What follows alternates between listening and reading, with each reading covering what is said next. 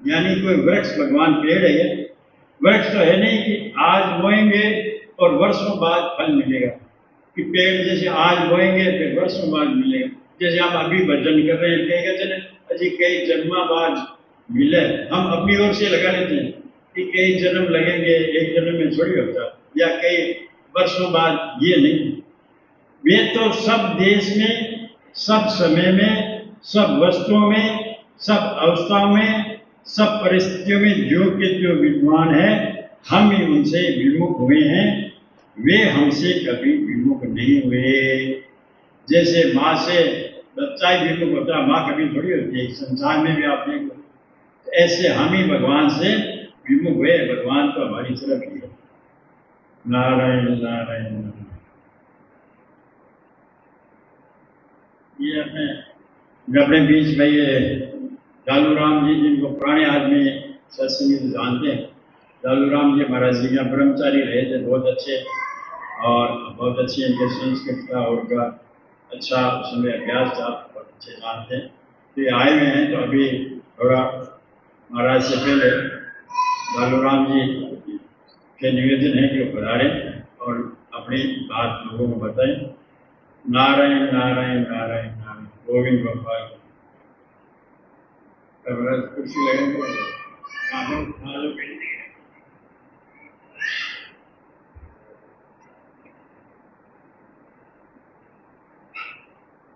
कुर्सी लगा, कुर्सी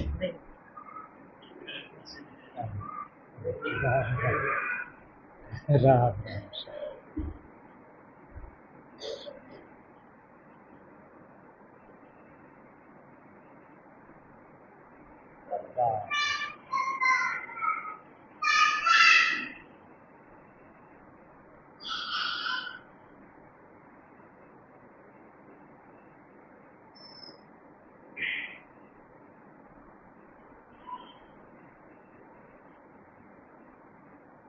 बोलिए सियावर रामचंद्र भगवान की जय, और वंशी वाले की जय, उमापति महादेव की, पवन पुत्र श्री हनुमान जी महाराज की, अनंत कोटि सब संत महापुरुषों की, साधक संजीवनी गीता मैया की।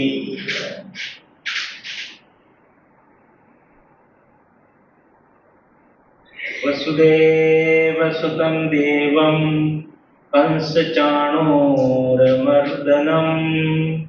देवकी परमानंदं कृष्णं वंदे जगद्गुरुं।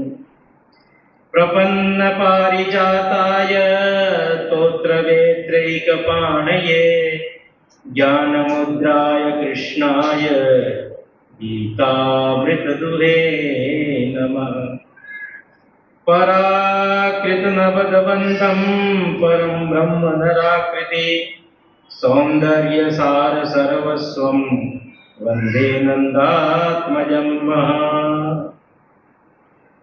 वंशी विभूषितकरान्नवनीरदाभात् पीताम्बरादरुणबिम्बफलाधरोष्टात् पूर्णेन्दुसुन्दरमुखादरविन्दनेत्रात् कृष्णात् परं किमपि तत्त्वमहं न जाने।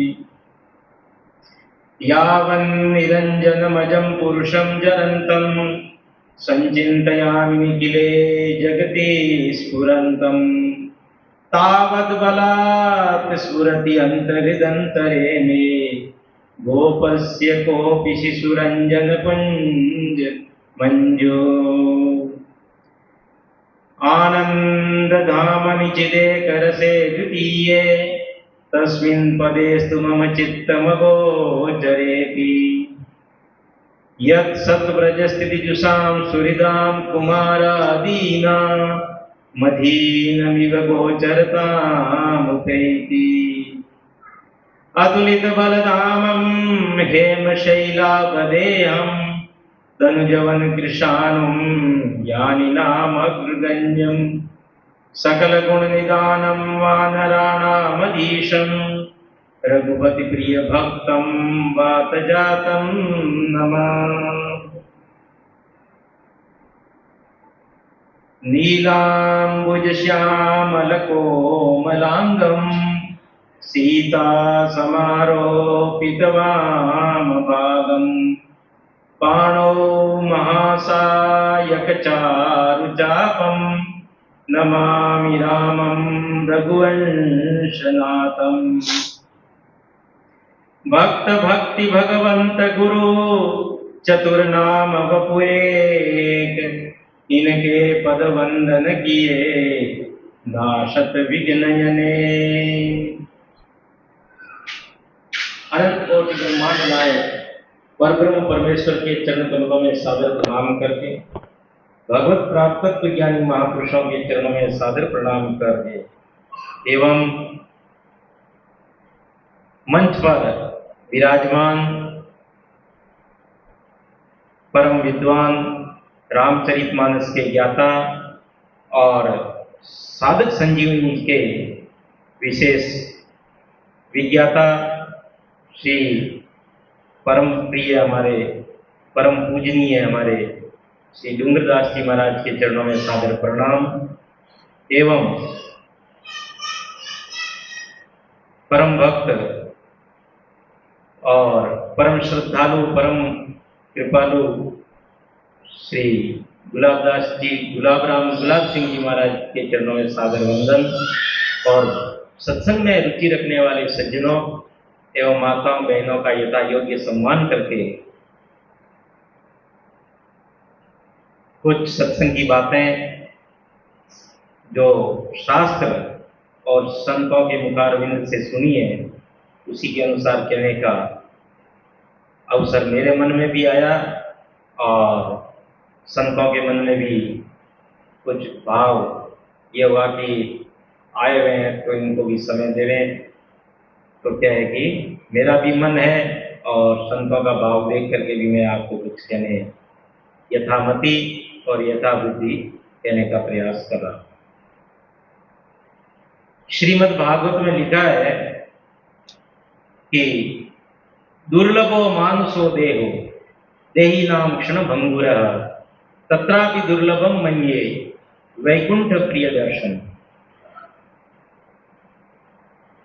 ये प्रसंग वहां का है जहां पर नव योगेश्वर और राजा निमि का संवाद है।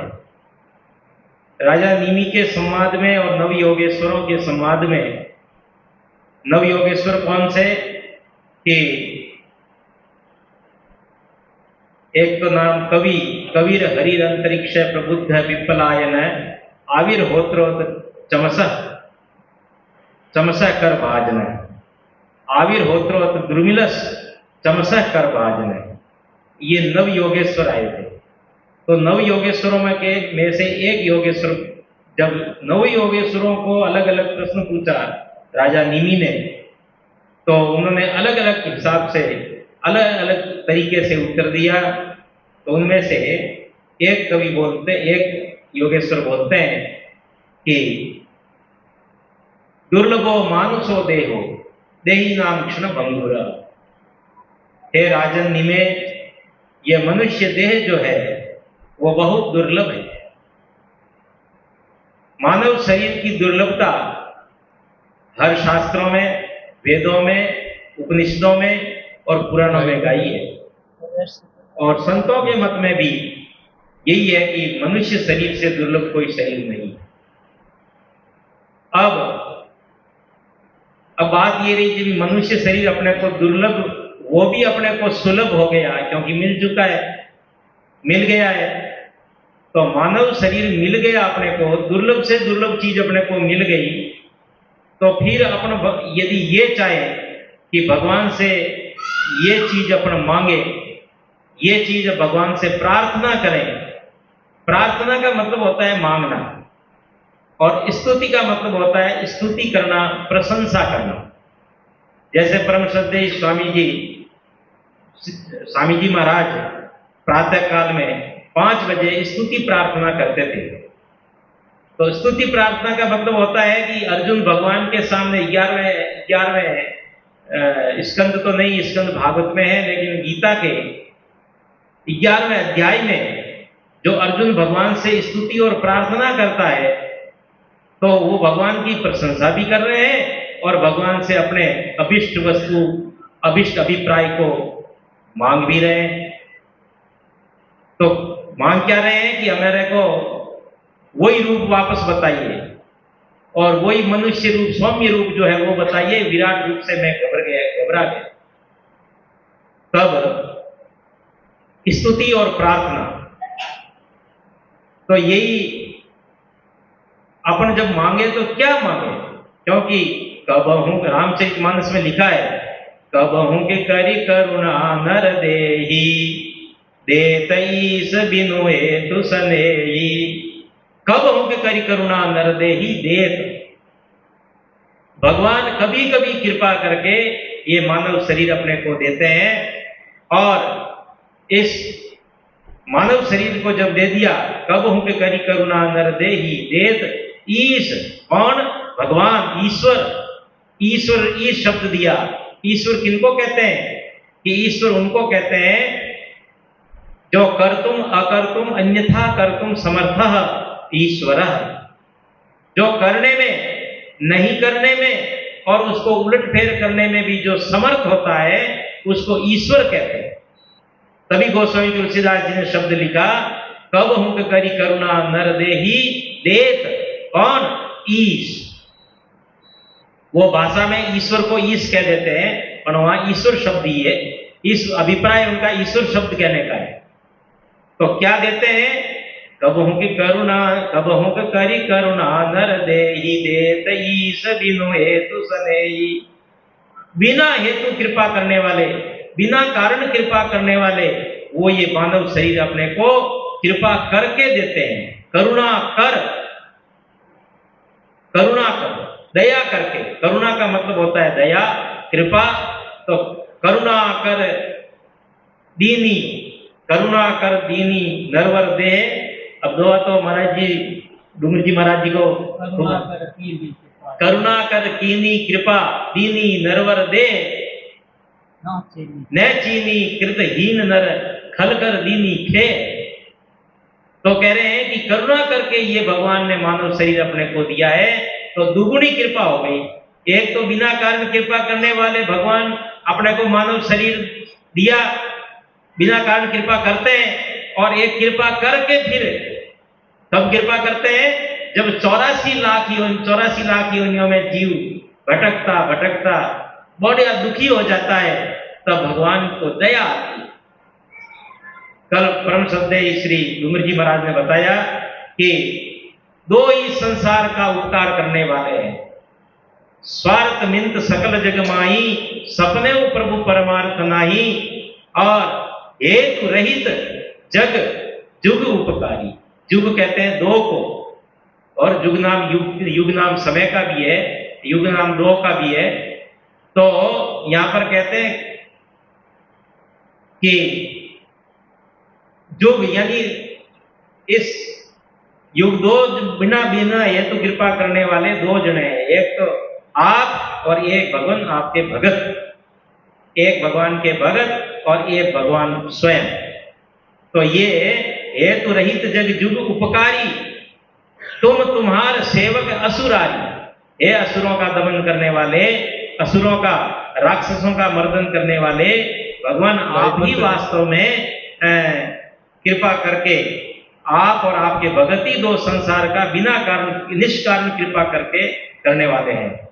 तो इसलिए एक योगेश्वर कहते हैं, दुर्लभो मानुषो देहो देही नाम क्षण भंगुरा। ये मनुष्य शरीर बड़ा दुर्लभ है, लेकिन अपने को सुलभ हो गया तो ये भगवान की विशेष कृपा है, विशेष दया है, विशेष अनुग्रह है, विशेष अनुकंपा है। तो विशेष अनुग्रह को देखते हुए अपने को अब भगवान से कुछ मांगने की चीज तो रही नहीं, क्योंकि अपने लिए तो ये सुलभ हो गया, सुकर हो गया। जो दुष्कर चीज थी वो सुकर हो गई, सुकर मतलब करने में और प्राप्त करने में सुगम हो गया। तो इसलिए इस मानव शरीर को विशेष ध्यान में रखते हुए संत महात्माओं के कहे अनुसार, अब संत महात्माओं में मानो स्वामी जी महाराज के दर्शन तो किसी ने किए और छोटी उम्र वालों ने नहीं भी किए होंगे, लेकिन अब उन्हीं के मार्ग पर चलने वाले और उनके सानिध्य में रहने वाले संत डूंगरदास जी महाराज, मनमोहन जी महाराज एवं अनेक संत ब्रह्मचारी जी हैं, तो उनके कहे अनुसार अपन चलते हैं तो ये संतों का एक प्रशस्त मार्ग है। और इस मार्ग में चलना गलत नहीं है, क्योंकि वास्तव में संत ही सही रास्ता बताते हैं, संत ही सही रास्ता बताते हैं, मार्ग बताते हैं। और कहा कि कहते हैं कि भाई इस पर आप चलो और इस पर चलने से ही कल्याण होगा, इस पर चलने से ही मुक्ति होगी। तो इस प्रकार कहते हैं दुर्लभो मानुषो देहो देही नाम क्षण भंगुर है। और ये मनुष्य शरीर भी सदा रहने वाला नहीं है, सदा रहने वाला नहीं है। तो इसलिए क्या है कि अपने को इसका महत्व रखते हुए तत्रापि दुर्लभम मन्ये। अब नव योगेश्वरों में से एक कवि के योगेश्वर कहते हैं कि तत्रापि दुर्लभम मन्ये वैकुंठ प्रिय दर्शन। और उस मनुष्य शरीर मिल जाने के बाद भी अपने को वैकुंठ प्रिय दर्शन। भगवान दुर्लभ नहीं है, भगवान के जो भगत है उनके दर्शन बहुत दुर्लभ है, भगवान के जो संत हैं उनके दर्शन जो है वो बहुत दुर्लभ है। ये एक योगेश्वर बोलते हैं। तो योगेश्वर सही कह रहे हैं, शास्त्रों की बातें, उनके अनुभव की बातें राजा नीमि को सुना रहे हैं। और फिर भागवत में और भी महिमा बताई, निर्देह माध्यम सुलभम सुदुर्लभम प्लवम सुकल्पम गुरु कर्णधा। निर्देह माध्यम सुलभम सुदुर्लभम प्लवम सुकल्पम गुरु कर्णधारम। कह रहे मानव शरीर जो है वो बहुत दुर्लभ है। और अपने को जब इस मानव संसार सागर में मानव शरीर एक क्या है कि एक जहाज है, और इस जहाज को चलाने वाले कौन है? जहाज को चलाने वाले हैं गुरु। नाविक बिना जहाज नहीं चल सकती। और फिर कहा निर्देय माध्यम सुलभम सुदुर्लभम प्लवम सुकल्पम गुरुकर्ण धारम और मयानुकूलेन नभस्वते ईरितम पुमान भवाब्दिम न तरे स आत्महा। भागवत में लिखा है कि भगवान कहते हैं कि केवट तो अपने गुरु मिल गए, और जहाज ये मानव शरीर है और इसको चलाने वाले गुरुदेव है, सदगुरु है, संत महात्मा है, तो वो मिल गए। और मयानुकूलेन, और मेरी अनुकूल हवा है। मैं भी चाहता हूं कि ये जीव पार हो जाए, ये संसार सागर से पार हो जाए। भगवान कह रहे हैं मैं भी मयानुकूलेन नभस्वते ईरितम, और मेरे अनुकूल हवा, जैसे मानो दक्षिण की ओर जाना है तो उत्तर से हवा आए तो वायु अनुकूल होती है जहाज के लिए, और वो किनारे लगा देती है। तो किनारे लगा देती है तो भगवान कह रहे हैं मेरी कृपा है, मेरी कृपा रूपी हवा उसके अनुकूल चल रही है। तो पुमान भवाब्दिम न तरे, फिर भी ये मनुष्य, ये पुरुष, ये जीव इस संसार सागर को पार नहीं करता है।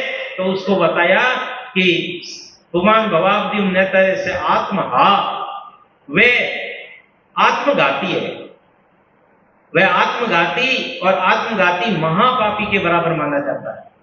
जो अपना ही विनाश करे, अपनी ही मृत्यु कर दे, अपने को ही मौत के घाट उतार दे, तो वो क्या है? वो आत्मघाती महापापी कहलाता है। तो अपने को दुर्लभ साज सुलभ करी पावा, महाराज जी यही है ना, दुर्लभ साज सुलभ करी पावा। दुर्लभ साज, जो दुर्लभ चीजें थी वो अपने को सुलभ हो गई। फिर बताइए कमी किस बात की? अब तो बस हमें तो रामचरितमानस का जो दोहा है वही याद आ रहा है कि भगवान का राज्याभिषेक। तुलसीदास जी क्या मांगते हैं? रामचरितमानस के लगभग अंत में ही होगा कि बार बार बर मांगऊं हर्षिदेव श्रीरंग पद सरोजन पायनी भगति सदा सतसंग। ये भगवान का राज्याभिषेक हो रहा है, तो उस समय भगवान शिव जी आते हैं। तो महाराज शिव जी का ही वचन होगा ना? हाँ, भगवान शंकर कह रहे हैं कि बार बार बर मांगऊं हर्षिदेव श्रीरंग पद सरोजन पायनी भक्ति और सदा सत्संग कि मैं बार बार मांगता हूं। अब परम श्रद्धेय स्वामी जी महाराज भाव बताते थे इस दोहे का, क्योंकि देखो संतों के बिना और सत्संग के बिना न तो चाहे संस्कृत का ग्रंथ हो, न चाहे भाषा का ग्रंथ हो, न चाहे हिंदी हो, कोई भी भाषा का ग्रंथ हो, संतों के सत्संग के बिना भाव नहीं खुलते हैं। तो कहा बार बार वर मांगो। बाबा शंकर कह रहे हैं कि भगवान मैं बार बार आपसे वरदान मांग रहा हूं। अब बार बार किसी से वरदान कोई चीज मांगे तो अगला नाराज भी हो सकता है, अगला नाराज भी हो सकता है कि क्या बार बार मांगता है। तो कहा कि नहीं, नाराज मत होना, बार बार वर मांग हूं हर्षि देव, हंस करके देना, प्रसन्न होकर के देना। बार बार वर मांग हूं हर्षि देव श्री रंग, हे भगवान आप हंस करके देना, प्रसन्न होकर के देना। कह रहे बोले बाबा क्या मांग रहे हो आप तो देवों में महादेव है, आप क्या मांग रहे हो बताओ, आपके पास में किस चीज की कमी है। तो कहा पद सरोज अनपायनी भक्ति, आपके चरण कमलों की अनपायनी भक्ति जो कभी नाश नहीं हुए, कभी जिसका विनाश नहीं हो, कभी जिसका विकार नहीं होए, विकृत नहीं होए, ऐसी आपके चरण कमलों में प्रेम देव और सदा सत्संग, और हमेशा सत्संग, सदा सत्संग, सत्संग को हमेशा मांगा है, सत्संग को हमेशा मांगा है। संस्कृत साहित्य में भी ये कहा है साधो संग मुपासते ही सततम धन्यो गृहस्थाश्रम। साधो संग मुपासते ही सततम, क्या संतों का संग हमेशा करते हैं, धन्यो गृहस्थ आश्रम, ऐसे गृहस्थ आश्रम को भी संतों ने और कवियों ने उसको धन्य कहा है। क्या उस गृहस्थ को भी धन्यवाद है, साधुवाद है, जिन्होंने हमेशा सत्संग करने की भगवान से प्रार्थना की है और मुक्त भगवान से परम प्रेम प्राप्ति के लिए मनुष्य से भगवान से याचना की है, प्रार्थना की है। अभी श्रीमान गुलाब सिंह जी अबार भाव सुना रहे थे साधक संजीव जी के, तो उन्होंने भी यही कहा कि भाई परम शांति कैसे मिलती है, कि परम शांति तो भाई भगवान की प्राप्ति से ही मिलती है, और परम शांति तो त्यागात् शांतिरनंतरम, गीता का जो एक नियम है, एक मत है, क्योंकि भगवान कृष्ण गीता में अपने मत ही बताते हैं, सिद्धांत कभी नहीं बताते। गीता में सिद्धांत शब्द कहीं नहीं आया, मत कई जगह आया है। मैं ऐसा मानता हूं, मैं ऐसा स्वीकार करता हूं, तो ये मत, क्योंकि सिद्धांत में अभिमान आता है, सिद्धांत में तो घमंड आता है, लेकिन अपना मत कहने में कोई घमंड नहीं होता कि भाई बात तो ये है, आप मानो तो सही बात है, परंतु ये कह दे कि सिद्धांत ये है, उसमें अभिमान की गंध आती है। इसलिए मत कि मेरा मानना ये है, मेरी मान्यता ये है कि मैं ये चाहता हूं, मैं ये कहता हूं, ये ऐसी मेरी मान्यता है। इसमें ये कहने में कोई संकोच नहीं होना चाहिए, ये कहने में कोई डर भी नहीं लगना चाहिए, मत कहने में सभी स्वतंत्र है। तो इन्हीं प्रकार से परम श्रद्धेय श्री डूंगरदास जी महाराज के आगे मैं ज्यादा तो क्या सुनाऊं, ये तो मेरे से पहले ही आ चुके थे महाराज जी के सानिध्य में और पहले ही पधार चुके थे। यहां तक कि कल स्कूल, विद्यालय, कॉलेज तो ये वहां डूंगर जी महाराज गए नहीं, लेकिन इन्होंने कल ही कहा था कि मेरे को पिताजी की कृपा से और भाइयों की कृपा से थोड़ा वर्ण का ज्ञान हुआ, अक्षरों का ज्ञान हुआ। तो अक्षरों का ज्ञान हुआ तो उसके बल पर गीता, तो जैसे कि अभी भागवत में लिखा था कि मैं अनुकूल हूं सबके, मेरी हवा अनुकूल चल रही है।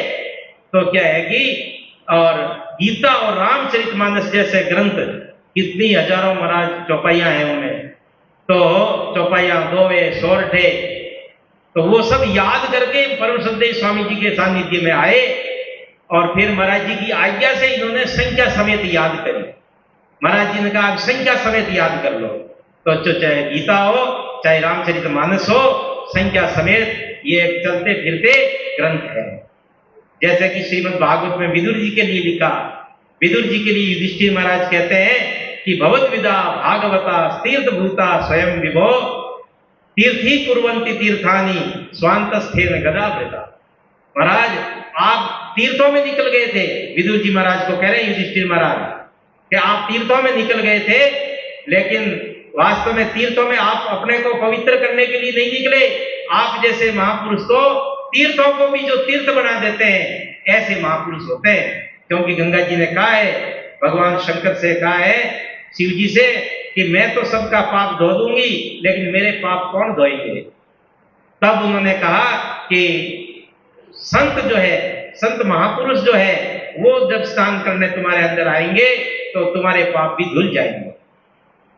इसलिए ऐसे परम श्रद्धेय स्वामी राम सुखदास जी महाराज के कृपा पात्र, परम आदरणीय, परम पूजनीय श्री डूंगर जी महाराज के सानिध्य में मेरे को आप सभी जनों की भावना का आदर करते हुए और उनके भावनाओं का, संतों का और सज्जनों का भाव आदर करते हुए मेरे को बोलने का अवसर दिया, इसलिए मैं आपका कृतज्ञ हूँ।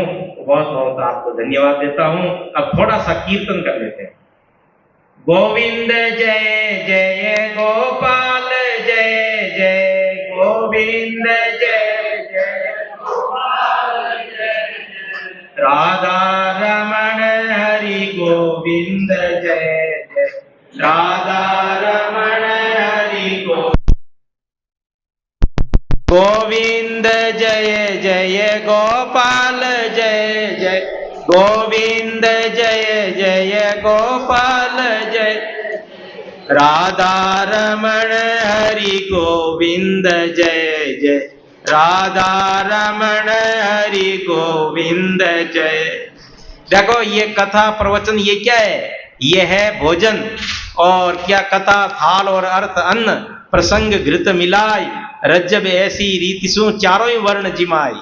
ये क्या है? ये भोजन किया है अपने।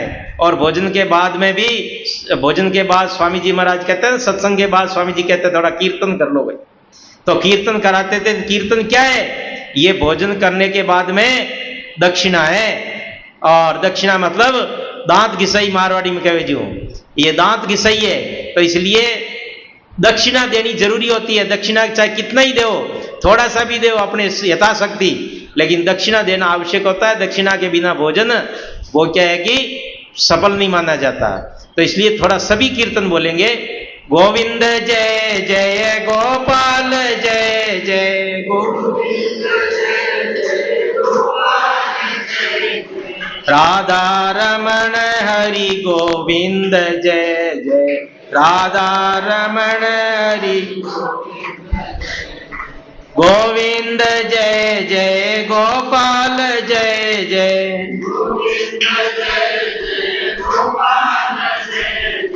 राधा रमण हरि गोविंद जय जय राधा गोविंद जय जय गोपाल जय जय राधा रमण हरि गोविंद जय जय राधा रमण हरि गोविंद जय। एक बात मेरे मन में आई, वो आपको मैं बता दूं, छोटी सी बात, कि डूंगर जी महाराज की प्रशंसा मुख आगे में मेरा करने का यूं भाव नहीं है, लेकिन भाव बहुत तीव्रता से आ रहा है। इसलिए इनको भी मैंने अभी 2 मिनट पहले, मैं 2 मिनट मिला था कुछ देर पहले, तो मैंने एक सच्ची घटना बताई थी। सच्ची घटना बताई ये थी, वैसे ये कोई ज़्यादा परदेसी नहीं, मेरे ही जिले के हैं और मेरे ही गाँव के पास चावंडिया गाँव है। और लेकिन इनकी कृपालुता, दयालुता देखो कि एक बार परम श्रद्धेय स्वामी जी महाराज की सत्संग मिर्जापुर में थी। तो मिर्जापुर में थी तो वहाँ पर गंगा नजदीकी चलती है, तो आप श्री गंगा जल लाते थे, हमेशा वहाँ स्नान करने जाते और गंगा जल का घड़ा भर करके और लाते थे। कभी कभी मेरे को ही कहते थे चलोगे क्या, तो मैंने कहा चलूंगा। तो मैं भी गया साथ में। लेकिन मिर्जापुर में जब गंगा जी नदी में ये स्नान कर रहे थे, मैं भी करने लगा। तो क्या है कि मैं कुछ तैरना, यूं तैरते तैरते थोड़ा सा आगे चला गया। तैरना तो आता नहीं था, छोटा था, तैरना आता नहीं था, और आगे चला गया तो पानी मेरे को उस तरफ खींचने ही लग गया, अपनी तरफ खींचने लग गया, गहराई की तरफ खींचने लग गया। इसने में डूंगर जी महाराज ने मेरा हाथ पकड़ लिया हाथ पकड़ लिया तो मैं तो इनको कभी कभी मेरा इतना भाव आता है कि मेरे जीवन को देने वाले जीवन दाता है, ये जीवन दाता है। इसलिए मैं इनके गुण और गीता जी का जो याद करने का स्वामी जी ने सौंपा था, इन्हीं को कार्यभार सौंपा था कि आप हमेशा इनको गीता के श्लोक दो 5 और याद कर लेगा, और याद करके आप ही इनका सुनोगे। तो मैं इनको सुनाता था। मैं 9वीं पास हूं, ये कुछ भी पढ़े लिखे नहीं थे, लेकिन इनकी भगवान संतों की और भगवान की कृपा इनके ऊपर कितनी है कि इनको सौंप दिया मेरे को और कहा कि आप इनको उच्चारण दोगे और उच्चारण देकर के सुनोगे भी आप। तो कितने ज्ञानी हो सकते हैं ये अपन अंदाज नहीं लगा सकते। और हाँ, महाराज जी की बात याद आ गई। महाराज जी ने कहा कि ज्ञानी का अपन पता नहीं लगा सकते कि इनके पास कितना ज्ञान है, कितनी विद्या है, पता नहीं लगा सकते, लेकिन ये पता लगा सकते हैं कि ये मेरे को पढ़ा सकते हैं, ये मेरे को ज्ञान करा सकते हैं, विद्या दे सकते हैं। ये गुरु का, अध्यापक का और ज्ञानी जनों का ये अपन अंदाज लगा सकते हैं, लेकिन ये नहीं लगा सकते कि विद्या इनके पास कितनी है। बोलो सियावर रामचंद्र भगवान की, मोर मुकुटवंशी वाले की, उमापति महादेव की, पवन पुत्र श्री हनुमान जी महाराज की, अनंत कोटि सब संत महापुरुषों की, आज के आनंद की। नारायण नारायण। आप परम श्रद्धेय श्री डूंगर जी महाराज सुनाएंगे, आप सुनिए, अपन सुनेंगे सब। राम की राम।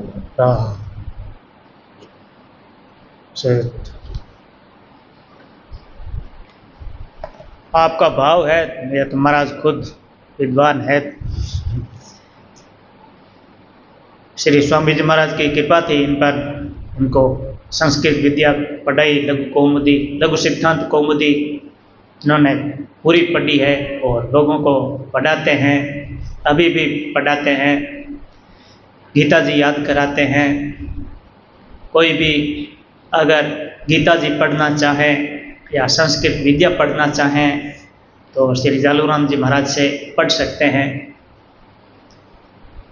ये कई बार जाते भी हैं और पढ़ाते हैं। अब गृहस्थ हैं तो इनके भी ज़रूरत पड़ती है तो वो पढ़ाओ और इनको रखो आप, और अपने बालकों को संस्कृत विद्या पढ़ानी चाहिए। अंग्रेजी विद्या तो पढ़ाते ही आजकल तो इतने अधीन हो गए अंग्रेजों के, अंग्रेज चले गए और फिर भी अंग्रेजी विद्या, यहाँ तक कि पार्लियामेंट में भी अभी अंग्रेजी का ही बोलबाला। मैंने कल परसों जज का वीडियो देखा, वो जज भी, सुप्रीम कोर्ट के जज अंग्रेजी में भाषा बातचीत कर रहे हैं। अब जनता बेचारी क्या समझे अंग्रेजी में, जो अंग्रेजी पढ़ी हुई नहीं है। तो अंग्रेज तो चले गए, अभी तक अंग्रेजों की गुलामी भारतवर्ष में पड़ी। बड़े बड़े लोग अंग्रेजों के गुलाम हो रहे हैं, ऐसा कहते हैं। आप हिंदी नहीं जानते, अंग्रेजी में बोलो, अंग्रेजी में जानते तो अंग्रेजों के गुलामी तो है। इसलिए ये अंग्रेजी, ये तो भाषा चलती है, बिना कोशिश किए ही चल रही है। आजकल के माता पिता भी अंग्रेजी पढ़ाते हैं कि इससे नौकरी लगेगी। बालक भी अंग्रेजी पढ़े हुए, हिंदी गिनती नहीं आती कईयों को, ऐसे हमारे देखने में आए हैं। हमारी संस्कृति हिंदू संस्कृति है, संस्कृत भाषा, देव भाषा, यह देवलोक तक चलती है, देवताओं की भाषा कही गई है, हमारे भी यहाँ चलती है। तो संस्कृत भाषा पढ़नी चाहिए और पढ़ानी चाहिए अपने बालकों को। यह अपने गीता, रामायण, महाभारत, पुराण आदि ये सब ग्रंथ संस्कृत भाषा में है। संस्कृत भाषा पढ़ेंगे हम, बालकों को पढ़ाएंगे तब पढ़ेंगे ना वो ये वेद पुराण आदि। जैसी कल्याण की सुविधा इस हिंदू संस्कृति में है, जितनी सुगमता से कल्याण हिंदू संस्कृति में होता है ऐसी कोई भी संस्कृति नहीं। स्वामी जी महाराज ने भी कई बार कहा, ऐसी कौन सी संस्कृति है पूरे वर्ल्ड में? देखो विश्व भर में यह जो अपनी देश की भाषा है, यह संस्कृत भाषा, ऐसी कोई भी भाषा नहीं। और वैज्ञानिकों ने, दुनिया भर के विद्वानों ने यह कहा है कि जैसी संस्कृत भाषा ठीक से बताती है ऐसी कोई भी भाषा नहीं। इसमें बहुत शब्द है, करोड़ों शब्द है इसमें, और दूसरों में नहीं। दूसरी भाषा है या बेचारी अंग्रेजी भाषा तो पूरी भाषा ही नहीं, मैं तो टे वर्ग ही चला गया, ये ते वर्ग ही नहीं। ओम टट शट, टट शट, शट किनको कहते हैं? इसलिए अपने बालकों को संस्कृत विद्या पढ़ावें। तो आपको पढ़ाना हो तो जालूराम जी महाराज ये पढ़ा सकते हैं, और किन्हीं को दूर देश में कहीं बुलाना हो तो बुला सकते हैं, इनको बुलाओ और पढ़ाओ, जिससे अपनी हिंदू संस्कृति बचे। सीताराम सीताराम। राम कथा का प्रसंग चल रहा था, हमने कल भी नहीं कहा, इसलिए थोड़ी राम कथा लेते हैं। सीताराम सीताराम।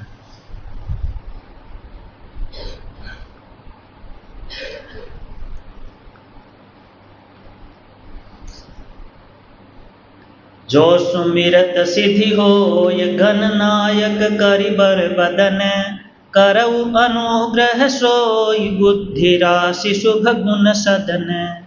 मूक होई बाचाल पंगु चढ़ई गिरिबर गहन, जासु कृपांशु दयाल द्रवहु सकल कलिमल दहन। नील सरोरुह श्याम तरुण अरुण बारिज नयन, करऊ सो मम उर्धाम सदा क्षीर सागर शयन। कुंद इंदु समदेह उमा रमन करुणा अयन, जाहि दीन पर नेह करऊ कृपा मर्दन मयन। बंदाऊं गुरुपद कंज कृपा सिंधु नर रूप हरि, महामोहतम कुंज जासु बचन रवि कर निकर। नारायण नारायण। काकभूषुंडी जी महाराज कहते हैं,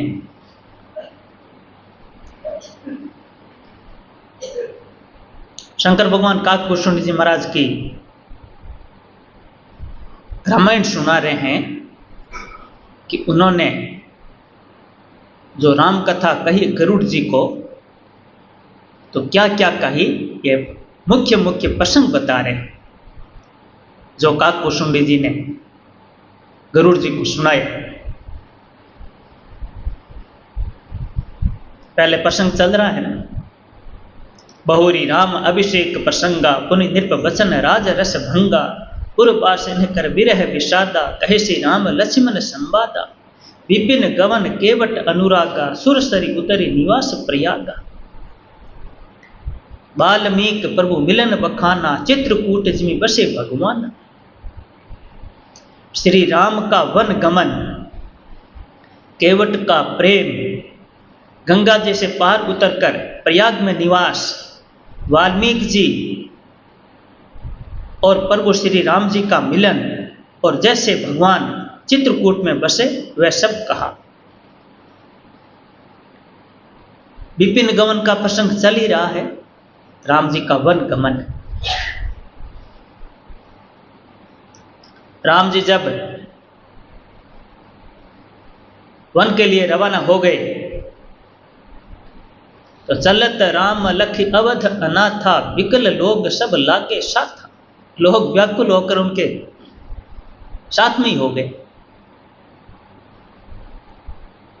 कि हम तो जहां राम जी जाएंगे वहीं जाएंगे। और चलते चलते पहुंच गए तमसा नदी किनारे।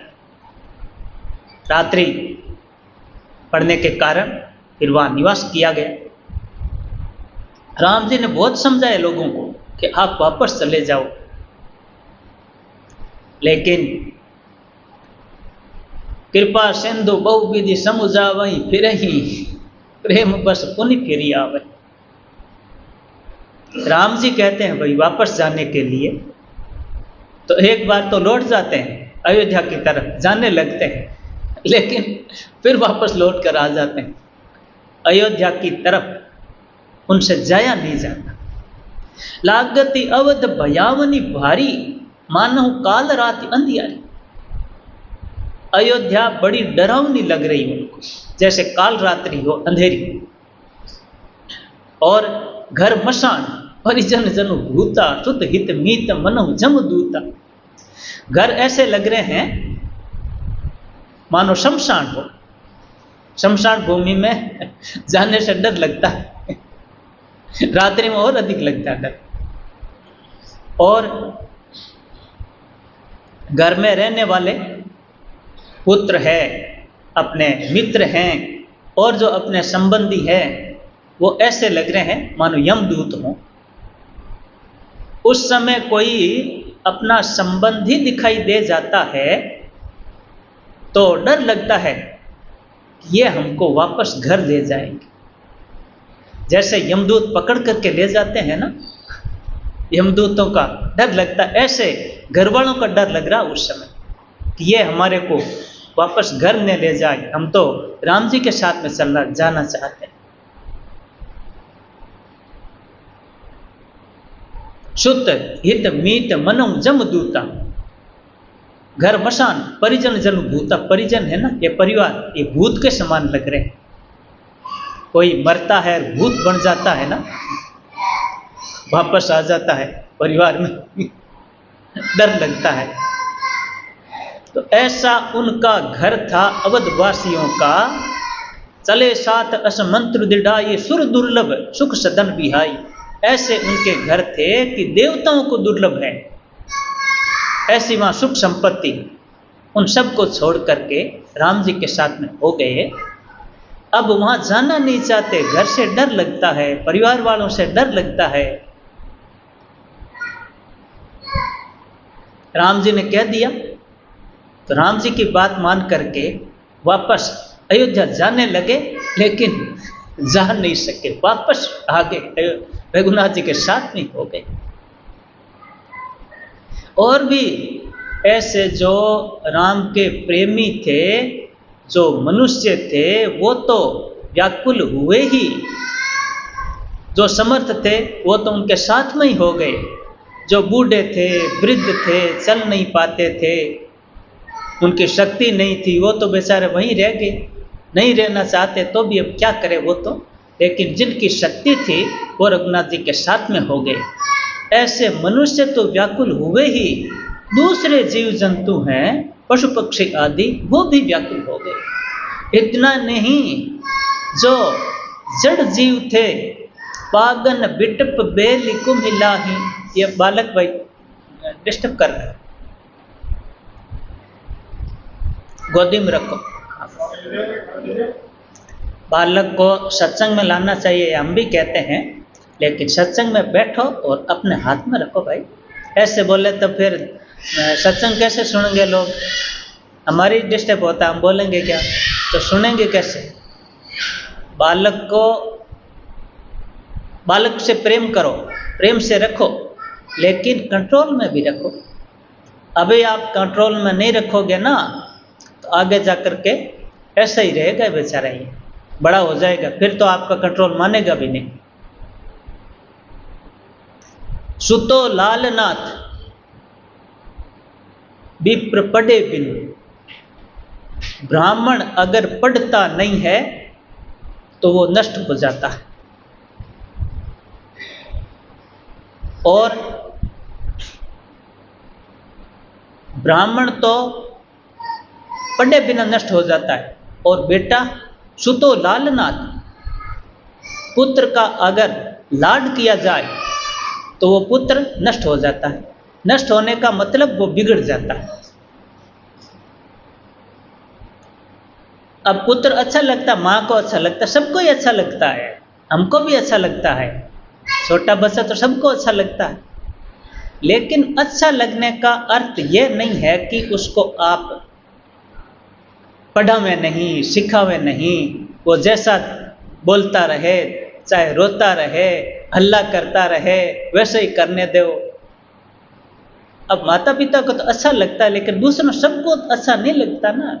कहाँ अच्छा लगता है? अब सत्संग नहीं चल रहा हो, दूसरी जगह हो तो अच्छा लगता है बोलने। जो बालक कहतो तरी बाता सोनी मुदित मन पितु और माता, जय लरिका कसु अजगरी करिए, गुरु पितु मातु मोद मन भरे। गुरु और माता पिता भी खुश हो जाते हैं, तोतली बातें करता है बच्चा और अचगरी करता है, चंचलता करता है कि इन 8 ठोर में मन लगने से सयान्य भी बावरे हो जाते हैं। जिसमें एक बालक का नाम आया,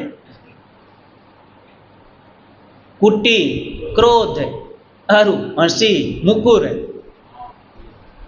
बाल, तिया, मद, भाग, होत सयाने बावरे 8 ठोर चित लाग।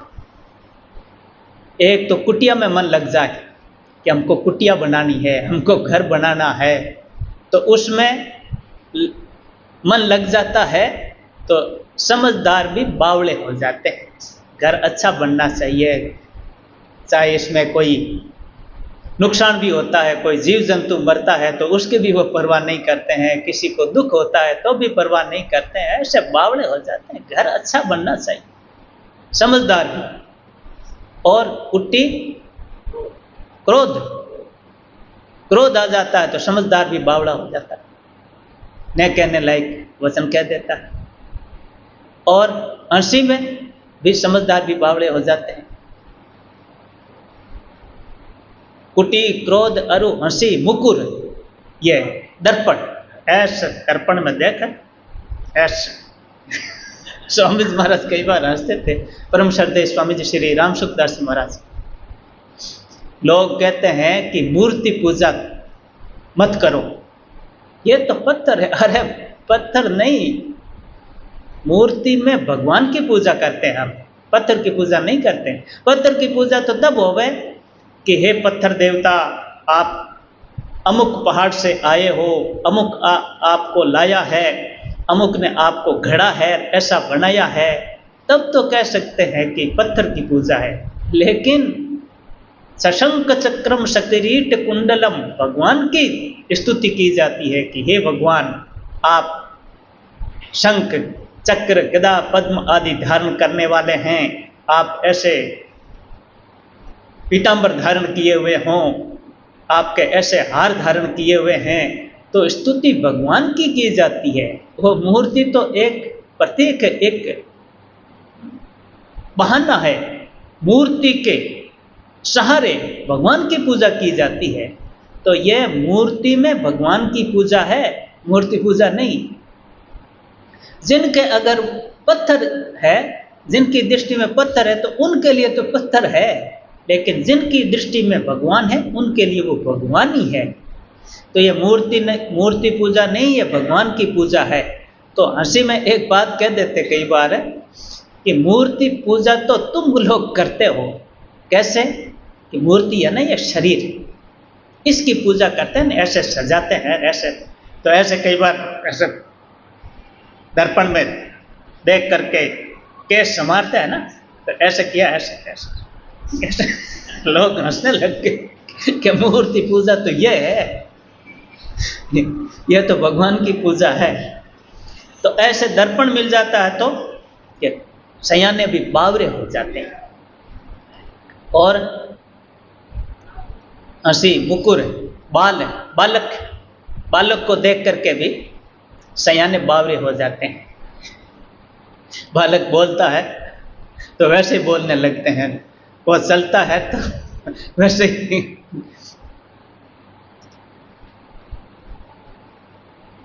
एक प्रसंग पढ़ा हमने, बादशाह और बीरबल का।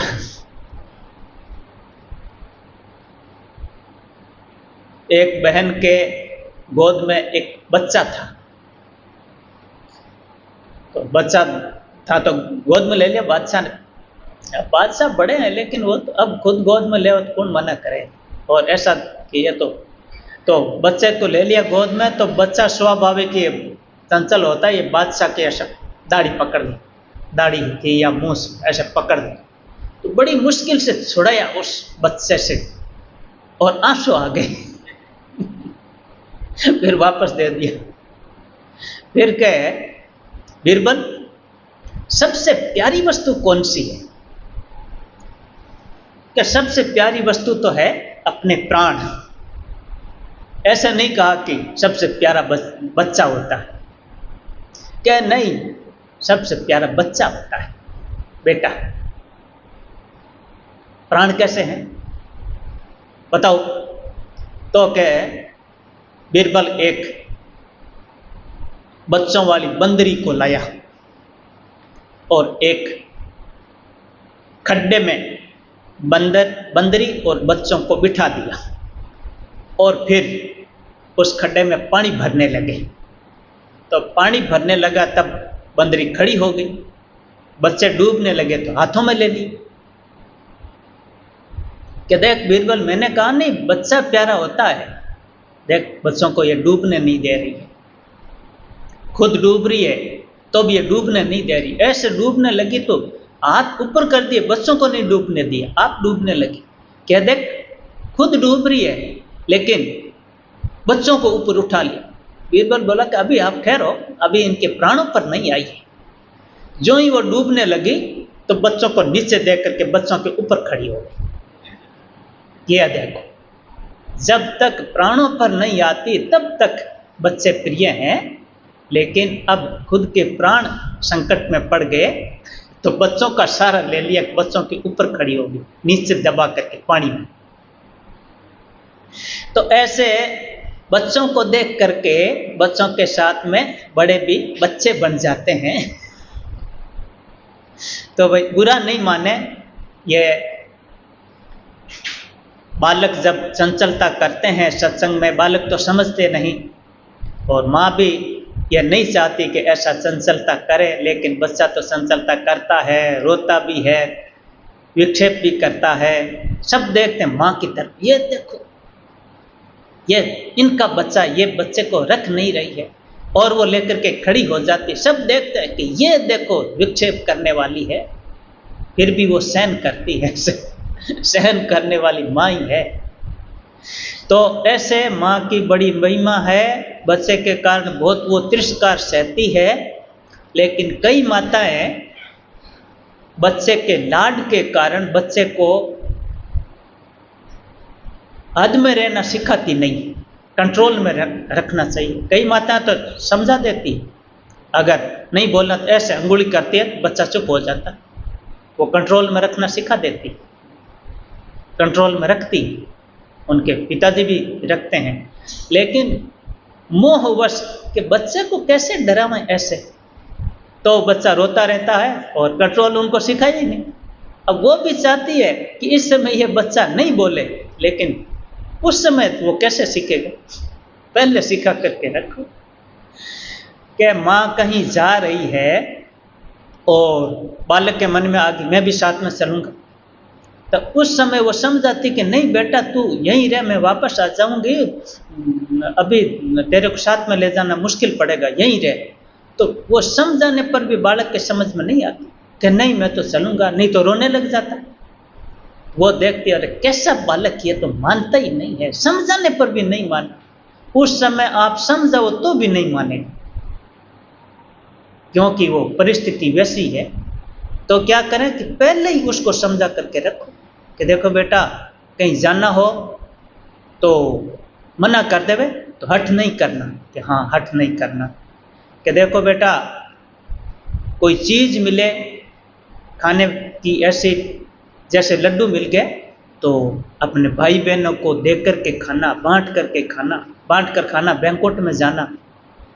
तो ऐसे उनको पहले समझा देते हैं ना कि बांट कर खाना चाहिए ना, कि हाँ बांट कर खाना चाहिए, हट नहीं करना चाहिए ना, कि हट नहीं करना चाहिए। तो पहले वो सीख गया तो समय पर वो हट करने लगा कि मैं भी साथ में चलूँगा। कि देखो बेटा हट नहीं करना चाहिए ना, हाँ नहीं करना चाहिए, तो वो समझ जाता। और लड्डू आया तो बालक है, लड्डू सामने आते ही खाने लग जाता, दूसरे को देना नहीं चाहता। कि देखो बेटा बांट कर खाना चाहिए ना, कि हाँ बांट कर खाना चाहिए, तो वो दे देगा अपने भाई बहनों को। लेकिन समय पर आप समझाना चाहो कि बांट कर खाना चाहिए, पहले तो समझाए ना, उस समय कि दे इनको, तो वो नहीं देगा बालक। ऐसे जब काम पड़ता है कि इस समय तो बालक को नहीं बोलना चाहिए, सत्संग चल रहा है और ये हल्ला कर रहा है, हल्ला करने में इनको भी लाभ तो है नहीं, दूसरों को भी विक्षेप होता है, मेरे भी विक्षेप होता है, मैं भी सुन नहीं पाती हूँ। तो ये बच्चा नहीं बोले तो ठीक है, लेकिन उस समय बच्चे के समझ में नहीं आती। ये गलती अपनी है, पहले सिखा कर रखते तो ऐसे सामने देखते से आंख से बच्चा समझ जाता है कि माँ नहीं चाहती कि मैं बोलूँ। तो ये अगर आप बच्चे को पहले ही कंट्रोल में रहना सिखा दोगे तो आगे जा कर के बच्चे के काम आएगा।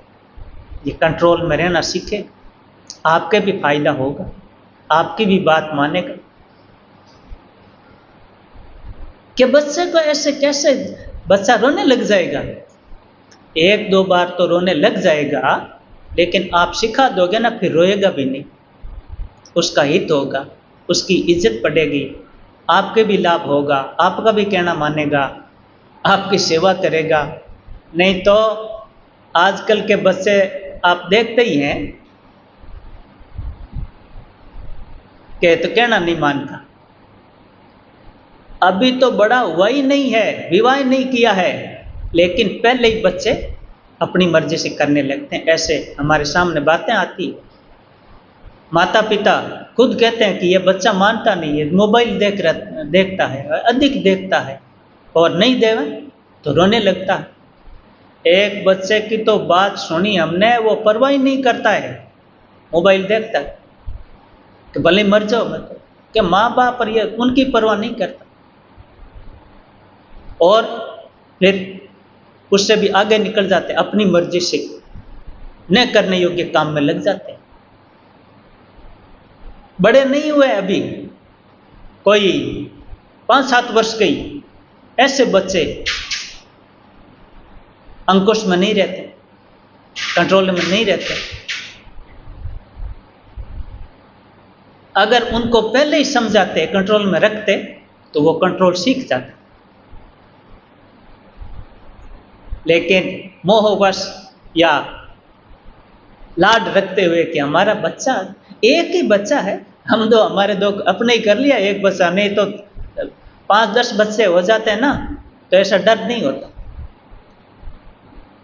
एक बालक है, अब ऑपरेशन करा लिया, तो अब उससे डरते हैं कि ये कुछ करने ले, वो चाहे करो ही मत, मरो ही मत, कहीं अपघात कर लेते हैं ना, इससे डरते हैं लोग कि एक ही बच्चा है, आत्महत्या कर ली तो फिर हमारा कैसे। और वो भी ऐसे धमकी दे देता कि अमुक वो मर गया था ना, ऐसे मैं भी मर जाऊंगा, डर जाते माँ। ऐसे हर एक नहीं मरता है, सभी समझते हैं मरना कौन चाहता है, और कोई ऐसा मूर्ख होता है तो वो तो आप उनका लाड रखो तो भी मर जाता है।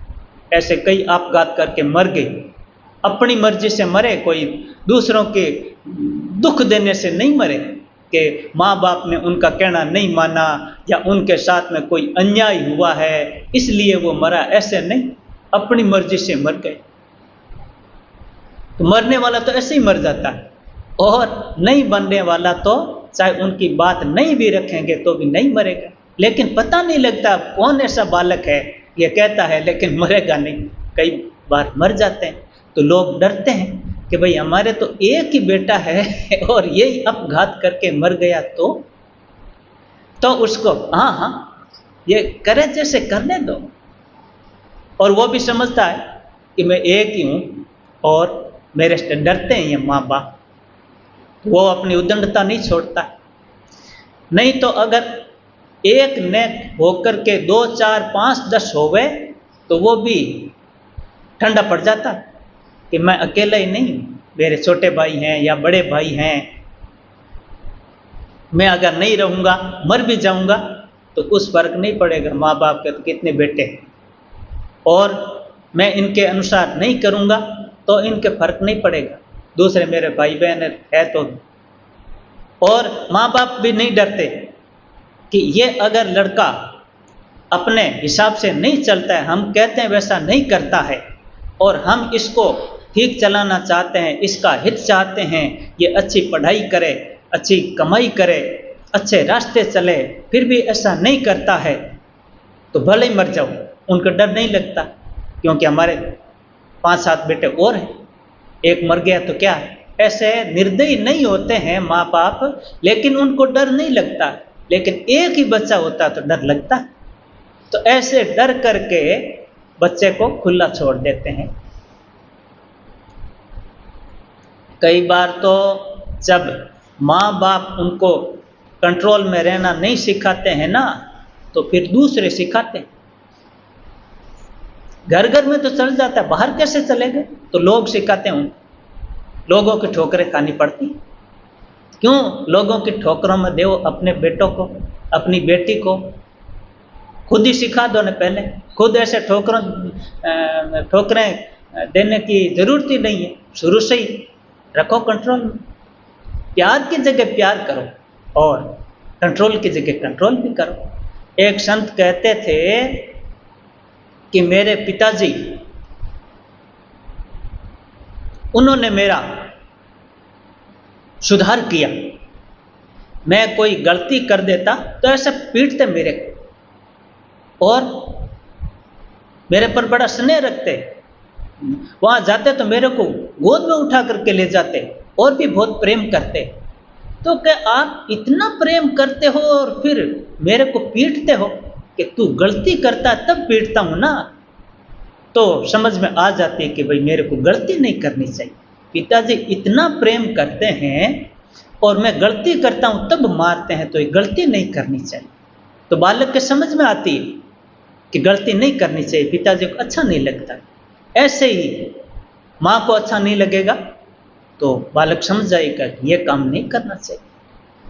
और अगर माँ भी बालक की गलती सहन करती रहेगी कि मेरा बालक है अथवा इससे लाभ है, तो बालक बिगड़ जाएगा। स्वामी जी महाराज ने तो एक बात बताई माँ की कि उसका बेटा चोरी करना सीख गया। छोटी अवस्था में सीख जाता बच्चा। अब छोटी अवस्था में तो चल गई, किसी का पेन चुरा लिया, किसी की पुस्तक चुरा ली या कोई चीज वस्तु ले आया, तो माँ ने घर में रख लिया कि ठीक मुफ्त में आ गई। लेकिन वो बच्चा चोरी करना सीख गया कि ये देखो चीज मुफ्त में आ गई और माँ भी राजी हो गई। तो छोटी अवस्था थी तब तो छोटी छोटी चोरी करता था, और बड़ी अवस्था हुई तो बड़ी बड़ी चोरी करने लग गई। और ये तो चोर हो गया, पकड़ा गया और उसको दंड दिया गया, जेल में भेज दिया गया। फिर जेल में कि भाई अब सुधर जाएगा ना, अब नहीं करेगा, नहीं करके फिर वापस छोड़ दिया। वापस जेल से छूटकर वो तो स्वभाव वही रहा चोरी करने का। तो बार बार चोरी करी तो कहते राजा ने हुक्म दे दिया कि इसको खत्म कर दो, ये सुधरने वाला नहीं। चोरी करता है ऐसे फिर तो दूसरे भी चोरी करना सीख जाएगा। तो क्या इसको फांसी दे दो, फांसी का हुक्म हो गया।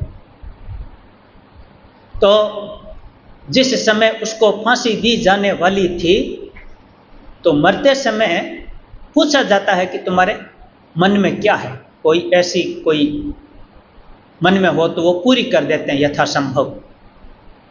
तो क्या तू क्या चाहता है? कि मैं माँ से मिलना चाहता हूँ। कि भाई माँ से मिला दो, मर रहा है तो मरने वाला ही। तो माँ को बुलाया, माँ आई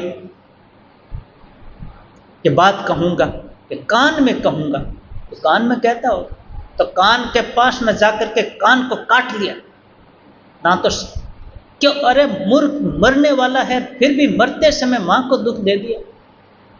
कि दुख दे दिया नहीं, ये माँ के कारण ये मेरी मौत आई है। अगर ये माँ बचपन में मेरे थप्पड़ लगा करके समझा देती कि बेटा चोरी नहीं करना, तो मैं चोरी नहीं सीखता। लेकिन मैं चोरी सीख गया और वो फिर मैं छोड़ नहीं सका, और आज मेरे को ये फांसी हो रही है, इसमें कारण ये माँ है। उस समय मैं तो समझता नहीं था, लेकिन इसने मेरे को सिखाया चोरी मतलब। मैं चोरी करके लाता तो इन्होंने मना नहीं किया। मना नहीं करना भी सिखाना ही है। तो ऐसे जो माता पिता ऐसे बालक का अनुचित काम सहन कर लेते हैं, तो वो उनको अनुचित काम सिखाते हैं। बालक तो साफ सुथरा होता है, भगवान के घर से आता है ना। भगवान के घर से तो क्या आता है, लोगों की ऐसी मान्यता है, भगवान के घर जाकर के कोई वापस जन्म न मरना थोड़ी पड़ता है, लेकिन लोगों की ऐसी मान्यता है कि बालक ये भगवान के घर से आया। एक संत राजी हो रहे थे, एक बछड़े को देख करके बड़े खुश हो रहे हैं कि यह राम जी के घर में आया, राम जी के घर से आया। अब गाय का बच्चा बेचारा राम जी के घर वहाँ होता तो ये गाय क्यों बनना पड़ता, गाय का बेटा क्यों बनना पड़ता, लेकिन ऐसा लगता है ये बच्चा भगवान के घर से आया। तो ऐसा क्यों कहते हैं कि बच्चा निर्मल होता है, शुद्ध होता है, उसके मन में राग द्वेष नहीं होते हैं, वो चोरी आदि ऐसा नहीं करता है, उसको जन्म के बाद में सिखाया जाता है या वो सीख जाता है। बालक को हम अच्छा अच्छा काम सिखाएंगे तो वो सीख लेगा, और बुरा काम सिखाएंगे तो वो सीख लेगा। ऐसे कई लोग अपने बालकों को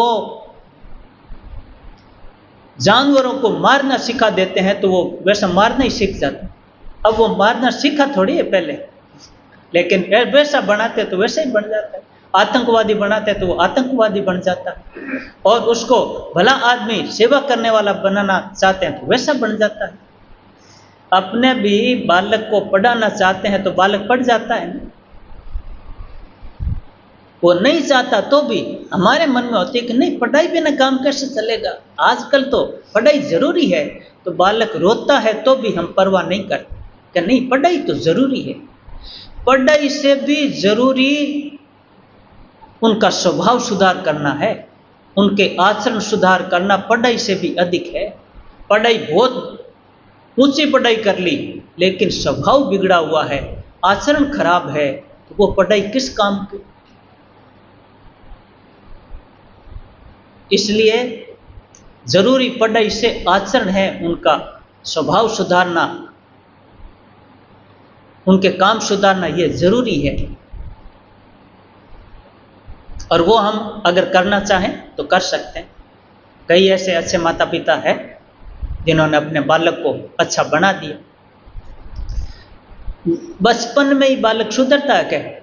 यह कुमार है ना, ये बर्तन घड़ते हैं तो कच्चे बर्तन पर ऐसे कोयले से लकीर खींच देते हैं, बाद में पकाते हैं तो वो बस कोयले की लकीर वो साथ में ही पक जाती है। उसको कितने ही धोवो तो वो कालापन उतरता नहीं। और अगर पहले पका देवे बर्तन को और बाद में कोयले की लकीरें खींचे तो वो उतर जाती है। क्यों उतर जाती है? कि वो घड़ा पहले पक गया, पकने के बाद में वो लकीरें धुल जाती, मिट जाती। पकने से पहले लकीर खींची है ना, वो लकीर साथ में रहती, चाहे घड़ा फूट जाए लेकिन वो लकीर साथ में रहती। ऐसे ही बच्चे के पकने से पहले हम जो सिखा देंगे वो उसके उम्र भर साथ में रहेगा।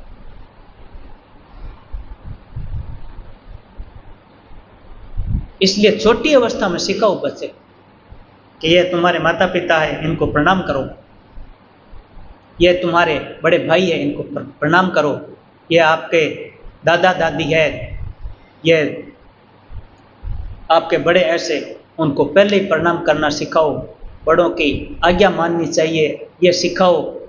जैसा सिखाओगे वैसा सीख लेगा। बालक को पढ़ाना कब चाहिए? स्वामी जी महाराज बताते थे कि जब बच्चा जिज्ञासा करने लगे कि यह क्या चीज है, यह कैसे हुआ, ऐसे जिज्ञासा करने लगे तो वो पढ़ाई का अधिकारी हो गया, उसको पढ़ाना चाहिए।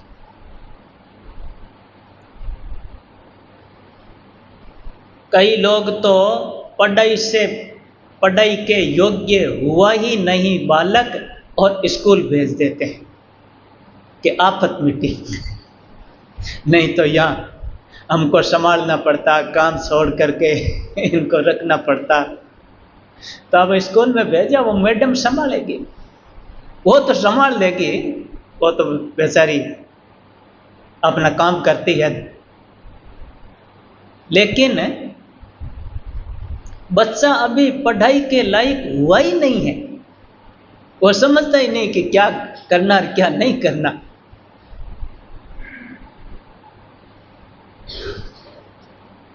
फिर वो ऐसे बेपरवाही कर देते हैं नहीं माँ बाप के, हमको तो टाइम नहीं मिलता, हम कब बच्चों को पढ़ावें। छोटे बच्चे को तो माँ ही पढ़ा सकती है, कको पारक रही है तो कोई स्कूल जाकर ही सीखे, कोई ज़रूरी थोड़ी घर पर ही सिखा सकती है।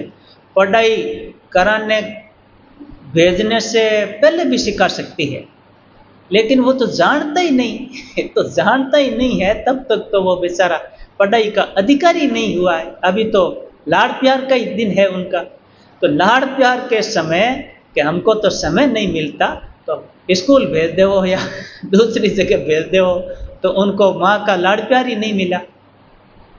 फिर वो क्या क्या आदर रखेगा, क्या माँ से प्रेम करेगा, और फिर समझने लग जाएगा, पढ़ाई करने लग जाएगा, तो भी माँ बाप को तो टाइम ही नहीं है। नहीं तो पढ़ाई करने के बाद में भी घर पर पूछे बालक से कि आज तुमने क्या पढ़ा है, आज तुमने क्या काम किया है। केवल पढ़ाई नहीं, उसका आचरण कैसा हो रहा है, यह भी देखभाल करो। नहीं तो वो अपने दूसरे जो लड़के हैं ना, उनके समान ही वो आचरण सीखने लगता है। कई बिगड़े हुए लड़के लड़की होते हैं, उसके समान ही वो भी बिगड़ जाता है। तो ये ध्यान तो माँ बाप ही रखेंगे ना, घरवाले ही रखेंगे ना, बालक को क्या पता। लेकिन कि हमारे को तो टाइम नहीं है, टाइम नहीं है तो फिर वो अपनी मर्जी के अनुसार जैसा बेचारे के समझ में आएगा वैसा सीखेगा और वैसा ही बनेगा। फिर के माँ बाप का ये तो कायदा ही नहीं रखता है, ये तो सेवा ही नहीं करता है, ये तो बात ही नहीं मानता है। बात अब कैसे माने बेचारे, बात मनाने का, ऐसे समझने का आपके पास में टाइम ही नहीं है, तो आपने ऐसा सिखाया ही नहीं।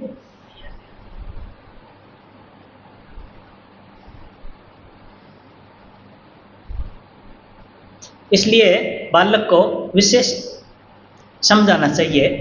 तो आज का तो समय हो गया, सिर्फ बाकी कल का विषय है। सीताराम सीताराम।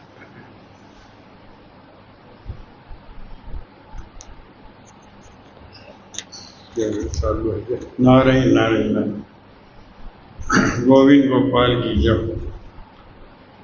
तो आज अपने को बहुत सी बातें हैं।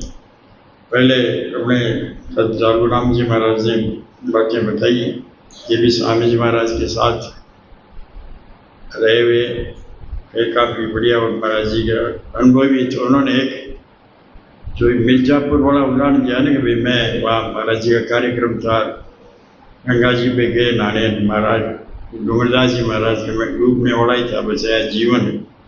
तो एक घटना मेरे को भी याद आएगी। प्राय ऋषिकेश आदि जाते हैं तो डूंगरदास जी महाराज साथ, हम सीकर से भी कई लोग साथ में जाते हैं, परिवार सहित सभी, गिरधारी सिंह भाई सिंह जी आदि और भी जो भी कई लोग जाना चाहते हैं।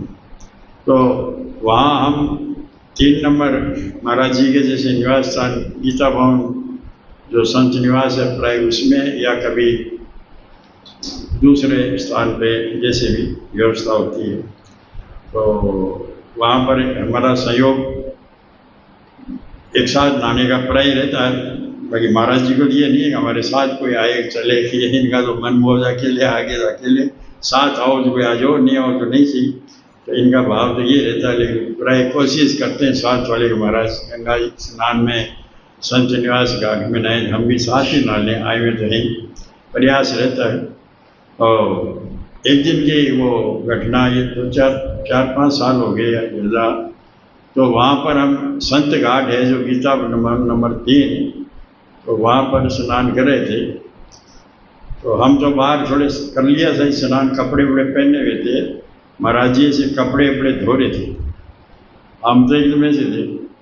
एकदम से हमें तो कोई जैसे गंगा जी में बहती हुई कोई चीज़ आती रहती हमें तो ऐसे लगा कोई सावधानी से कोई चीज़ बह रही है, और इन्होंने एकदम कपड़ा चोरी पकड़े एक झपट्टा मारा ऐसे हाथ का। तो ये मैंने कहा ये क्या हुआ अचानक।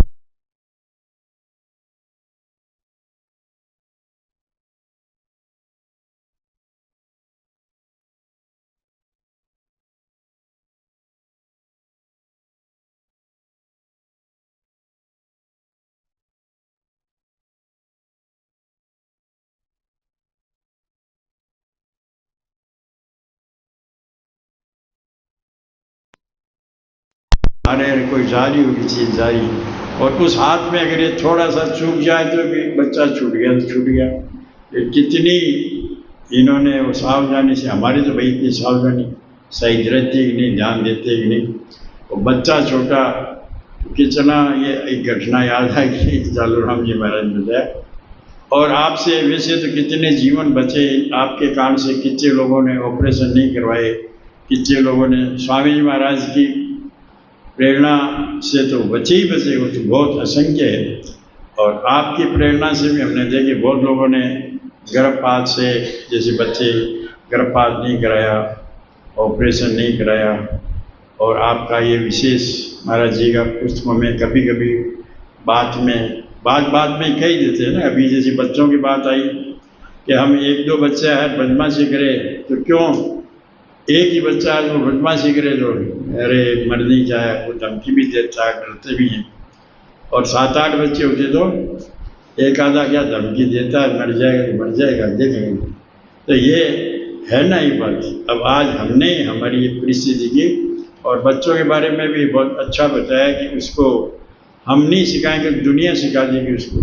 जैसे बच्चा उद्दंड हो गया, बदमाशी करेगा तो उसको समाज में सम्मान भी नहीं मिलेगा, और लोग भी उसके साथ व्यवहार अच्छा नहीं करें, दंड मिलेगा ही। ऐसे हमारी लड़की है, उसको हमने ठीक ढंग से नहीं सिखाया, अभी तो लाड प्यार में रखा। वो जब ससुराल जाएगी और वहाँ भी वो लोगों के साथ व्यवहार ठीक नहीं करेगी तो उसका परिणाम क्या होता है अपन देखते हैं आज घर घर में। कैसा लड़कियां आके घर बैठ जाती है, फिर मेरे पति से नहीं बनती, सास ठीक नहीं है, ननद ठीक नहीं है, और ये तो सब जगह होता है। और वो क्या है लाड प्यार में पड़ी हुई है, घर में हमने बताया नहीं कि भाई सासू है, ननद है, पति है, उन सब का धार्मिक शिक्षा है नहीं। आजकल ये अंग्रेजी शिक्षा है, यह ऐश करो खाओ पियो जिंदगी क्या है। कहीं वो दूसरी अपनी मनमर्जी से विवाह नहीं, दूसरा करा दो, क्या विवाह है, दूसरा करा दो, पशु पक्षी की तरह जीवन बन रहा है। तो ये हम ऐसे सत्संग सुनेंगे, ऐसे महापुरुषों की बातें सुनेंगे तो हमें बच्चों का प्यार रखना है। लेकिन वो कहीं गलती करे तो उनमें दंड देने से अपराध को समझना चाहिए कि हम क्या कर रहे हैं। हम मोह के वशीभूत हो रहे हैं, तो मोह के वशीभूत हो रहे बच्चे का हम अहित कर रहे हैं। हाँ, हमें कोई महाराज जी ने एक बात बढ़िया बताई कि उस बच्चे ने कहा कि आप इतना प्यार करते हो फिर मुझे मारते भी हो, जगह तो गलती करता है तो मारते हैं, ऐसे थोड़ी मारते। अच्छा, बच्चे को महाराज जी कहते कौन मारता है? महाराज ये बच्चे आपस में लड़ते हैं ना, तो स्वामी जी महाराज की वाणी में भी सुना है कि पहले बच्चे आपस में मार पड़ती है और फिर उनकी लड़ाई देख के फिर माँ बाप से और मार पड़ती है डबल।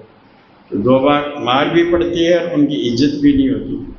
इसलिए हमें हमारा विशेष माता पिताओं का कर्तव्य है कि हम ये घर में बच्चों को छोटे हैं ना उसी समय से उसके मोह में लाड में प्यार रखें, खूब रखें। लेकिन जहाँ वो गलती करे वहाँ उनको पहले से ही हम रखेंगे तो ठीक है। अब उस समय गलती करे, उस समय कहे नहीं ऐसा मत करे सब, फिर वो मानेगा थोड़ी। तो ये आजकल भाई 1-1, 2-2 है, उस वजह से भी है, और एक मोह के वशीभूत भी है। छोटा है बच्चा समझ जाएगा, फिर बड़ा होने पर समझना मुश्किल है। तो हम लोगों को ये ऐसी सत्संग के द्वारा गृहस्थ में रहने की, परिवार में रहने की क्या क्या बातें हैं, परमात्मा क्या है, भगवान क्या है, निर्गुण है, सगुण है, काले हैं, गोरे हैं, कहाँ रहते हैं, कैसे रहते हैं, ये संसार क्या है, जीव क्या है, कैसे गृहस्थ में रहना चाहिए, सब बातें इसमें मिल जाती है। व्यापार कैसे करना है, खेती कैसे करना है, ये सब चीज़ें। लेकिन मानेंगे, सुनेंगे, एक दिन में हम सब चाहेंगे हमें जो बोल के मिला तो एक दिन में जो हाँ लग जाए बात, किसी को लग जाए, लेकिन ये ऐसी महापुरुषों की वाणी सुनते रहेंगे, उनकी पुस्तकें पढ़ते रहेंगे, समय समय पर जिन संतों से हमें लाभ होता है, हमारे जीवन में प्रकाश मिलता है, उनका संग करें, सत्संग करें तो बड़ा लाभ होगा। ऐसा आप सभी से निवेदन है। पुस्तकें भी हैं और दूसरी चीज़ें भी मिल रही है। अभी ये मेमोरी और स्पीकर आदि मिल रहा है। साधक संघ की 5 खंड शायद कल आने सीकर से मंगवा रहे, वो पूरी होगी कल, तो कब ऐसे पूरी हो जाए ठाकुर जी कृपा ही है, और आ जाएगी। ठाकुर जी व्यवस्था करते हैं संत महात्माओं की, भगवान की कृपा से हमें ये पुस्तकें, ये मेमोरी, ये स्पीकर और ये कम मूल्य में, कम रेट में कैसे मिल रहे हैं, ये भगवान जाने, संत जाने। हम तो कैसे करते हैं, क्या करते हैं, हम पकड़ ही नहीं सकते बातों को। हमें ऐसा अवसर मिला है जिसका हम थोड़ा धैर्य रखें, सुने ध्यान से तो बहुत बड़ा लाभ हो। अब थोड़ी देर अपन कीर्तन कर लें। मैं तुम्हारे राम जी हमारा है, मैं तुम्हारे हीरा राम जी हमारा है, राम जी लगे घना प्यारा है, राम जी हमारा हमें लगे घना प्यारा है। मैं तुम्हारे राम जी हमारा है, मैं तुम्हारे राम जी हमारा है, राम जी हमारा मन लगे घना प्यारा है, राम जी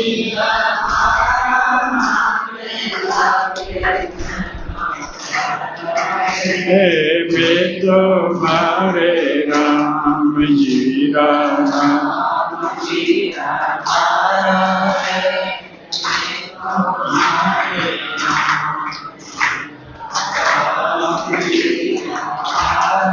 है, राम जी हमारा मन लगे,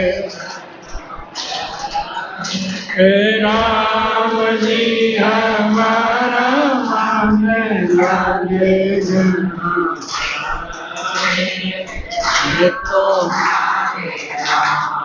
हीरा राम जी हमारा है, वे तुम्हारे राम जी हमारा है, राम जी हमारा मन लगेगा, राम जी हमारा मन लगेगा प्यारा है, मैं तुम्हारे हीरा राम जी हमारा है, मैं तुम्हारे हीरा राम जी हमारा है, राम जी हमारा मन लगे घना प्यारा है, राम जी मन लगे घना प्यारा है, मैं तुम्हारे राम जी हमारा है, राम जी हमारा मन लगेगा प्यारा है, राम जी हमारा मन लगेगा प्यारा है, वे तो राम जी हमारा नारायण नारायण राम राम श्यामर रामचंद्र भगवान की, मोर मुकुट बंसी वाले की, अनंत कोटि सब संत महात्मा नारायण। बस साधक संजीव हावड़ में निचलो वो बुड़ गयो। हाँ महाराज भूल हाँ सिखा दे। हाँ नहीं सिखा दिया। आज मैं कई बार सिखाई, आपने हमारी गलती है। हाँ कई बार बता दिया भाई, ये महाराज के वजह आप ना सबने बता दिया। आपने आदत कहीं भी साधक सीखी है ना महाराज बता ओ या आप यहाँ रखा नहीं यहाँ रखा ठीक यहाँ तो यहाँ पढ़ना दिए छोड़ दिया जगह तो महाराज जी कह रहे इन यहाँ नहीं यहाँ पढ़ो तो ठीक है, फिर बाद में इन पट करके है ना इन करके जी आप एक बार उठे यहाँ कर दी फिर इसके ऊपर यहाँ सीधी रखनी यहाँ खुली यहाँ और कहीं के कपड़ा बांध पे जो खुली रखो तो कोई दर्शन में कहीं कपड़ा बांध के पूजा में रख दे और पढ़े तो आज को नहीं पूजा में पड़ी पड़ी दर्शन भी को नहीं वास्ते आपने खुली राख लो। महाराज के यहाँ पट रखे ना अब मुड़ी जाओ यहाँ डेडी रखा ना अब हरदम तो पढ़ना जितनी देर तो भी रखो भी के बाद में ओ यहाँ पट ओ सही तरीको वो है। और मेरे भी भाई भूल हो जाए कई बार वह पुरानी आदत है ना वह आदत ही अपन छोड़नी है। सत्संग में पुरानी आदत है ना कई कहा हमारे तो साहब आदत में छूटे गए यानी आप अभी पर दड़ता हूँ थोड़ा रहा ना गाड़ा तो संत महात्मा कृपा कर बताता रहे बढ़िया नारायण। एक जगह महाराज जी पधारे थे तो क्या महाराज ठाकुर जी का दर्शन करो तो अपने पूजा करके दर्शन कराए तो उनके वहाँ रामायण रखी हुई थी रेड़ पर, वो बड़ी वाली रेड़ थी छोटी तो वो उस रेड़ पर ही रख दे अपने पाठ कर लिया ऐसे खोल करके फिर वापस उस पर ही रख दी तो पड़ी पड़ी वो मुड़ गई उनके जो ये गत्ता है ना वो मुख्य तो वो मुड़ गया खराब हो गई। ऐसे हमने कई बार देखते हैं कि ये रेड़ है ना रेड़ ऐसे ही रख देते हैं और साधक संजीवनी या दूसरी पुस्तक को ऐसे नहीं रखते ऐसे आड़ी रख देते तो उससे वो मुड़ जाता। जैसे अभी आपके रखी हुई थी ना जी। वापस रखो दिखा दे लोगों के भी ध्यान में आ जाए।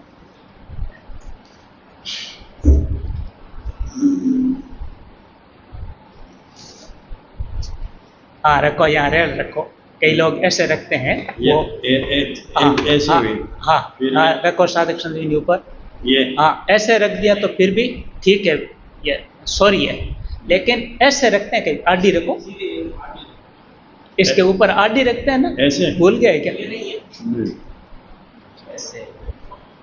हाँ ऐसे ऐसे रखते हैं कहीं। अच्छा यूं तो ऐसे मुड़ जाती ये भी मुड़ गई देखो। अच्छा ये सीधा रख दिया तो ये गड़बड़ है। हाँ ये गड़बड़ है।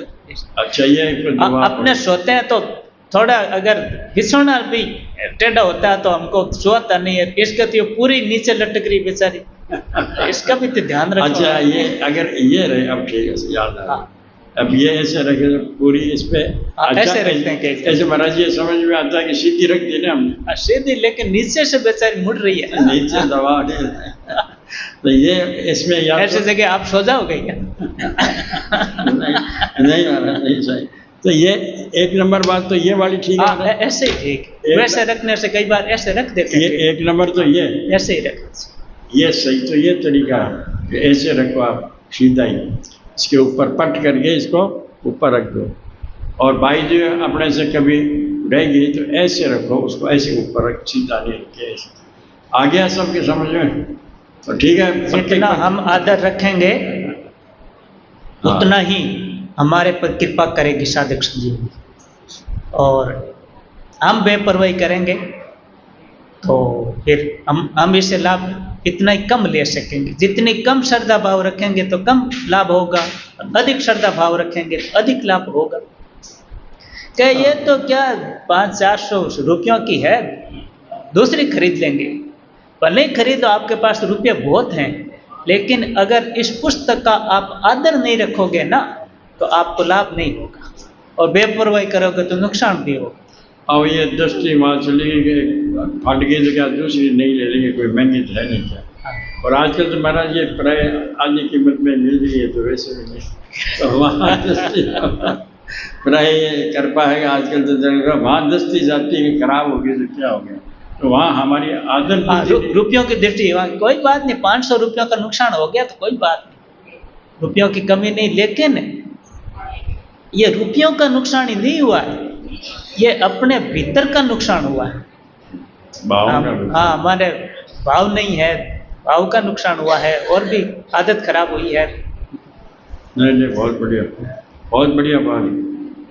नारायण नारायण नारायण। जैसे ठीक है भाई, अपन सभी प्रयास ऐसा करें, नारायण, एक दूसरे को बता दें गलती हो ना, और मेरे से भी गलती हो तो आप कोई बता सकते हो, आपने ऐसे देखो ठीक रखो, मेरी गलती हो देखो, या और किसी को बुरा नहीं माने, देखो इसको ठीक रखो, प्रेम से कह दो, ठीक है। जय बुला देता हूँ, एक पक्का करना है बात। बोल सियावर रामचंद्र भगवान की, मोर मुकुट बंसी वाले की जय हो, अनंत कोटि सब संत महात्माओं की जय हो। नारायण नारायण नारायण।